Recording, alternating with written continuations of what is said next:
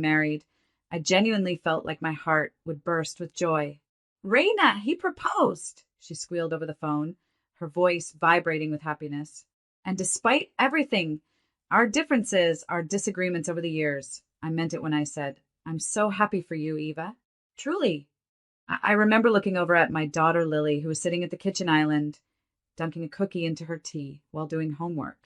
Aunt Eva's getting married, I told her with a grin. Her eyes lit up immediately. Do I get to be a bridesmaid? She asked, nearly dropping her cookie in excitement. I laughed. Maybe. We'll find out. Lily was 16. Sweet, intelligent, kind to her bones. She had that quiet confidence some kids only dream of having at her age. And she adored Eva. In her mind, Eva wasn't just her aunt. She was like a glamorous older sister. They had movie nights, late-night phone calls, even matching bracelets. So, in Lily's heart, being a part of Eva's wedding wasn't just a wish. It felt like something certain. A few days later, Eva invited me over for lunch to talk about the wedding plans. I showed up with a little bottle of champagne and a heart full of excitement. We laughed, we planned. She showed me her Pinterest board and swatches of pastel-colored bridesmaid dresses. Everything's going to be perfect, she said, her eyes dreamy. Then she cleared her throat. There's just one thing, Reina. I wanted to talk to you before the invites go out. Sure, I said, sipping my tea. I've decided I'm going to keep the guest list pretty adult. You know, grown-up vibes, cocktails, music, that kind of thing. So, I hope you're okay with Lily not being invited. I blinked. Wait, you're not inviting Lily. It's nothing personal, she said quickly, her smile tightening. I just think 16 is a little too young for the kind of wedding I'm envisioning. I felt my jaw clench. But she's family. She loves you. She was so excited. Reina, she interrupted, placing her hand over mine in a patronizing way. I need you to respect this decision. It's my day. My stomach dropped. I couldn't find words for a moment. All I could picture was Lily's face, how her eyes would fall when I told her, how she'd try to pretend it didn't bother her. I looked Eva straight in the eyes and said calmly, if my daughter isn't welcome, then we won't be coming. She blinked, caught off guard. Oh, well, that's your choice. I stood up, setting my tea down. It is. And just like that, I walked out, heart pounding, mind racing, not with rage, but with a quiet, deep ache I couldn't explain yet. But I would eventually. And so would the rest of the family. I tried to keep my composure when I got home. I didn't want Lily to see the sadness on my face the moment I walked through the door. But she could always read me like a book. Mom, is everything okay? She asked, setting down her headphones. I sat beside her on the couch and gently took her hand. Sweetheart, Aunt Eva doesn't want anyone under 18 at the wedding. She said it's going to be an adult-only event. She stared at me for a moment. Oh, she said softly. Okay, that's fine. She smiled, but it was forced. I saw the way her fingers curled into her hoodie sleeves. I knew my daughter. That wasn't fine. That was heartbreak disguised as indifference. You're not upset? I asked. She shrugged. It's her wedding. She can do what she wants. But later that night, when I walked past her room, I heard her voice low and cracked as she FaceTimed her best friend. She didn't even say it to me, you know? My own aunt. There was silence, then a broken laugh. I thought I'd be in her pictures. I was even going to buy those silver heels we saw. I closed the door quietly and sat in the hallway, heart aching. This wasn't just about a wedding. It was about a 16-year-old girl realizing that love isn't always returned the way you give it. That sometimes the people you put on pedestals don't look back at you the same way. The next day, I called my mom to talk about it. I'm just really hurt, I said. Lily's crushed. I don't understand how Eva could think this was okay. My mother sighed.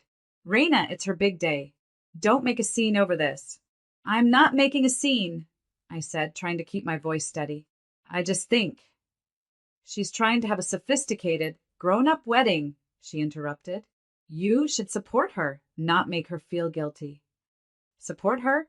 I was expected to clap from the sidelines while my daughter was tossed aside like she didn't matter. I tried my brother next. Same reaction. Come on, Reina. It's just one day. Lily will survive. But that was the problem. No one was thinking about how it felt to be the only family member excluded. Not because she misbehaved, not because she couldn't make it, but because she didn't fit some arbitrary grown-up vibe. I wasn't asking for much, just a little compassion. But instead, I became the difficult one, the one who was overreacting and making it about herself. I even got a text from one of my aunts. You always have to stir the pot. Can't you let Eva enjoy her moment? Meanwhile, Lily became quiet. She stayed off social media, stopped FaceTiming Eva. She didn't say much, but her energy had shifted. She began to shrink into herself like a flower wilting away from the sun. That's when I knew this wasn't just about a party. It was a message, intentional or not, that my daughter wasn't enough, not cool enough, not grown enough, not valued. And that was something I couldn't ignore. They may have turned a blind eye, but I was wide awake. The wedding day came like a storm we saw brewing from miles away, but still weren't prepared for. Lily and I stayed home, just the two of us, curled up on the couch with a bowl of popcorn and a movie neither of us paid attention to. Outside, it was just another sunny Saturday. But inside our little house, there was a weight in the air, like something sacred had been broken. The silence between us said more than words ever could. Then the notification started. My phone buzzed every few minutes with tagged photos, family group chats, and endless updates. Eva in her sparkling white dress, my mom in a seafoam green gown, my brother with his arms around his wife. Hashtag Evie ever after. Hashtag family forever. The irony hit me like a punch. Do you want to see them? I asked Lily gently. She didn't answer, just shook her head and tucked her knees tighter to her chest. She'd barely touched her popcorn. I glanced at the screen again. Photo after photo of my family laughing, toasting, dancing under fairy lights. A whole universe that Lily and I had been quietly cut out of. One photo made me stop cold. It was of all the nieces and nephews gathered together, holding sparklers with the caption, "The next generation!" All except Lily. She had literally been erased. That night, Lily didn't say much. She just went to her room early, claiming she had a headache. I waited a few minutes, then walked up quietly to check on her. Her door was open just enough for me to see her curled under the blanket, headphones in, her phone screen glowing as tears rolled down her cheeks. I backed away, heartbreaking, and sat on the stairs, clenching my fists. It wasn't just a wedding. It was a message. A reminder that you can love people with your whole heart and they'll still decide you don't fit their picture. The next day, I noticed her starting to pull away. Not dramatically, just subtle things. She stopped calling her cousins, ignored texts, deleted her Instagram. I saw the light in her dim just a little more each day. I wanted to scream at Eva, at my mother, at the whole damn family. Instead, I sat with Lily, trying to find ways to bring her back to herself. You know this doesn't mean anything about your worth, right? I told her one night, holding her hand across the kitchen table. Their choice says everything about them, not you. She nodded, but her eyes didn't quite believe me. And I realized something in that moment. This wasn't about a party or an invitation. It was about what people choose to prioritize. It was about a girl who had done nothing wrong being made to feel invisible by people who were supposed to love her unconditionally. It was about how casually we discard others when they don't fit the narrative we're building for ourselves. And maybe they thought it would all blow over, that we'd forget, forgive, and pretend none of it mattered. That Lily would bounce back and I'd sweep the pain under the rug. But they didn't know me.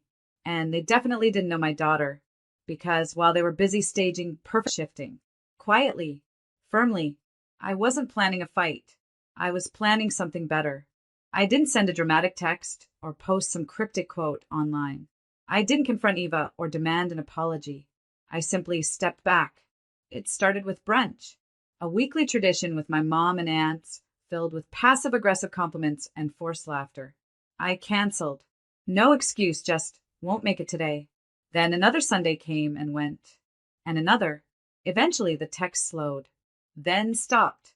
I left the family group chat quietly, not in a blaze of drama, but like a door that closes gently and doesn't reopen. No one asked why, or maybe they noticed and chose not to. I didn't care. The truth is I was tired. Tired of pretending the weight in my chest was something I could ignore. Tired of showing up to people who wouldn't show up for us. So I gave all my energy to someone who deserved it. Lily. I started planning little Saturday adventures. Just the two of us. Farmers markets, art museums, coffee shops with poetry readings. Places that made her eyes light up again. Sometimes we didn't even do anything special. We just lay under blankets, binge watching mystery shows. And that felt more honest than any family gathering ever had. I didn't need to explain my silence to anyone. If they didn't feel the absence of Lily at the wedding, they weren't going to feel our absence now. And still, the texts came from time to time. You've been distant lately. Eva asked about you. You and Lily should come by. It wasn't personal, but it was personal. Maybe not to them, but definitely to my daughter. And that made it personal to me. I responded with polite but firm boundaries. No blame, no bitterness, just space. They'd made a choice. And now, so had I. What they didn't realize was that I wasn't waiting for an apology. I wasn't hoping to be welcomed back. I was building a new reality where Lily and I weren't afterthoughts. I was reclaiming my peace. And in that silence, I found something powerful. Clarity. And maybe a little spark of something else. Something I'd been quietly planning. Something they never saw coming. Christmas was always Eva's thing. The big tree. The carefully curated matching pajamas. The themed dinner menus and choreographed photo ops. Every year, she transformed her house into a holiday movie set. And every year, the entire family dutifully showed up to play their parts. Except this year, I didn't. When Eva sent out the group message, Christmas dinner at ours. Same time, same sparkle. Can't wait to see everyone. I replied simply, thanks, but Lily and I already have plans. No drama, no explanation, just a calm boundary. She didn't reply, neither did anyone else. But I saw the read receipts, and that was enough. What they didn't know was that I'd been planning this Christmas since the night of her wedding. Not out of spite, but out of intention. I didn't want to spend another holiday being a prop in someone else's perfect picture. I wanted something real, something warm, something Lily would actually feel, not just pose for. So we stayed home and made our own magic. I let Lily plan the day however she wanted. We baked cookies from scratch, the kitchen turning into a beautiful mess of flour and laughter. We made hot cocoa with real whipped cream and cinnamon sticks. No rules, no schedules, no pretending. Then we curled up in our living room, where I'd strung up fairy lights and lit cinnamon-scented candles. The tree was small, but every ornament told a story, little pieces of us. Not matching, not perfect, but ours. Do you miss being there? I asked her softly as we sat beneath the lights, gifts still unopened under the tree. She shook her head, her eyes calm. Not even a little. And I believed her, but I still had one surprise left. While Lily played music and danced around in her socks, I brought out a box I've been keeping hidden in my closet for weeks. Inside was a simple hardcover scrapbook. I handed it to her, and she flipped it open with a puzzled smile. The first page was a picture of us from last Christmas, laughing with cookie dough on our noses. The next pages were filled with photos of our adventures over the past year. Quiet breakfasts, weekend art walks, silly selfies in mismatched pajamas. And on the final page, there was a note. You are not too young. You're not too small. You are not someone to be left out. You are everything. And no party, no photo, no event will ever define your worth. I see you. I love you. Always. She didn't cry. She just hugged me hard and whispered, "This is the best Christmas I've ever had." And that's when I knew we weren't missing out on anything. They were. Because while Eva was toasting with her crystal glasses and snapping another perfect photo, I was here in the glow of something real. And just when I thought the day couldn't get better, the texts started rolling in. You're really not coming? You sure Lily doesn't want to open gifts with her cousins? Even Eva messaged, it's not the same without you. I smiled at my phone and placed it face down on the table. Because this year, we didn't need to be anywhere we weren't wanted before. And next year? Well, they'd remember the silence. Because it wasn't absence. It was presence louder than any words. I hadn't planned on sharing any photos. Honestly, it wasn't about showing off or proving a point, but sometimes the most beautiful moments demand to be witnessed. Our little Christmas gathering had grown into something more than just a quiet day with Lily. I'd reached out to a few people, ones who, like us, had often been left out or overlooked by the louder voices in the family. My cousin Mina, whose kids never got much attention because they weren't picture perfect. Uncle Raj, who had long since stopped coming to family events after Eva started treating him like furniture. Even sweet Aunt Dolly, who always brought gifts but never got one in return. They all came, shy at first, unsure why they'd been invited. I smiled as I welcomed each of them at the door. Because you matter, and you deserve a Christmas where that's felt. We filled my small home with laughter, warmth, and dishes brought from each person's kitchen. Nothing matched. Nothing was coordinated. But everything was real. Lily was glowing, surrounded by other kids who weren't judged or silenced. They played board games on the living room floor, decorated cookies with messy joy, and sang songs that didn't need auto-tune or applause. At one point, Aunt Dolly leaned in and whispered, This is what it used to feel like long ago, before all the performance. I snapped a photo then, her smile, the crinkles around her eyes, the plate of cookies in her lap, and posted it on my private social media with a caption that simply read, A different kind of Christmas, the kind that feels like home. I didn't tag anyone, didn't mention Eva, didn't need to, but you know how families are. The pictures began to ripple through the grapevine. You're there, and looks like you all had so much fun. I saw screenshots floating into the family group chat I'd left. Apparently, the contrast was striking. Their matching pajamas and picture-perfect backdrop looked sterile next to our chaos-filled, heartwarming evening. Eva's photos had the polish. Mine had the soul. And slowly, the silence broke. I got a text from a cousin I hadn't spoken to in years. You reminded me what holidays are supposed to be. Mind if we join next year? Another message from someone I barely knew but had seen at family weddings. I always felt like I didn't belong. Your post made me cry. Thank you for that. Even my own brother, who had been Eva's little shadow most of his life, messaged, Your dinner looked amazing. Eva was kind of tense all evening. I think she noticed. Oh, I was sure she did. Because for once, the spotlight wasn't on her carefully curated life. It was on the people she forgot. The ones she never thought were worthy of inclusion. And all I had done was open my door to them. I didn't need revenge.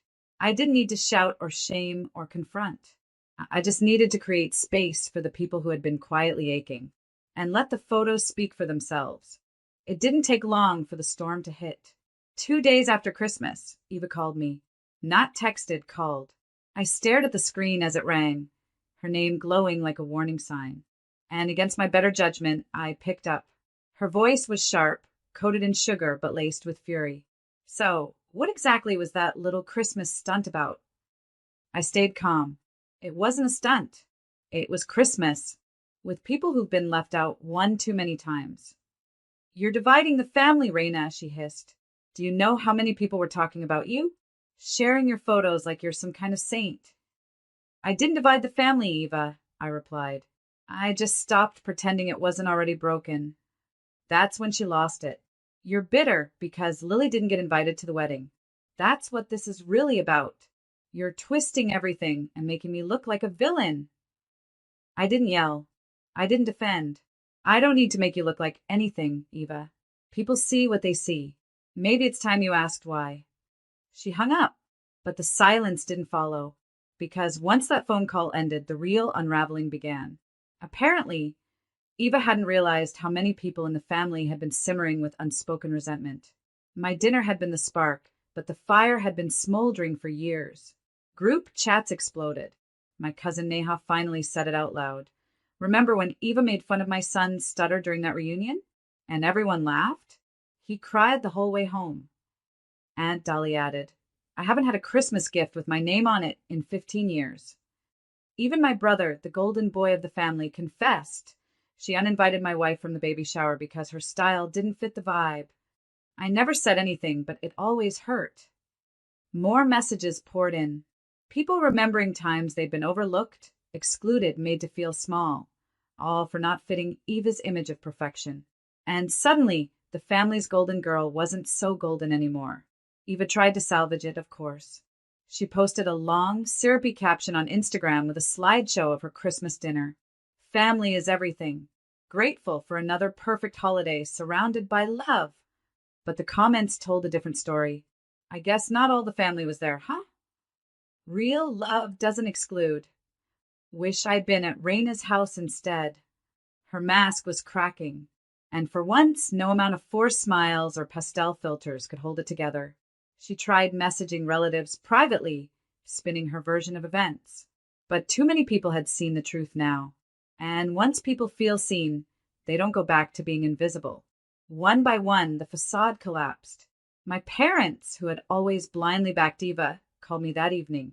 At first, they tried to guilt me. You didn't even show up. You could have caused a real scene if you had. But I could hear the unease in their voices. I wasn't the problem anymore. The problem was how long they'd ignored the actual one. And now the entire family knew it. I didn't scream. I didn't argue. I just said, maybe this Christmas was exactly what needed to happen. They didn't know how to respond, because the truth was finally louder than their excuses. And the woman they once dismissed for being too sensitive, she'd quietly pulled the thread, and the whole tapestry of pretense had come undone. I stood at the kitchen sink days after New Year's, rinsing the last of the dessert trays from our Christmas dinner. Outside the window, Lily and two of the younger cousins were building a lopsided snowman, laughing so hard they could barely pack the snow straight. That sound, that laughter, was everything.